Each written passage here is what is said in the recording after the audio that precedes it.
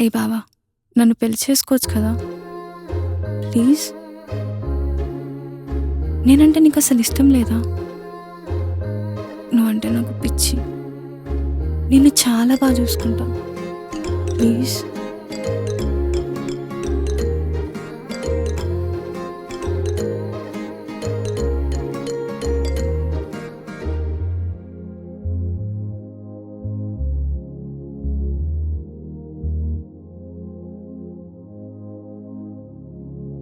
మా బావ ఎంత మంచోడు.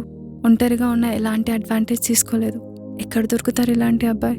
ఐ లవ్ యూ బావా. ఇదేంటి సోడలో నిమ్మకాయ కలిపితే ఎంత ఓవరాక్షన్ చేస్తుంది ఏంటో.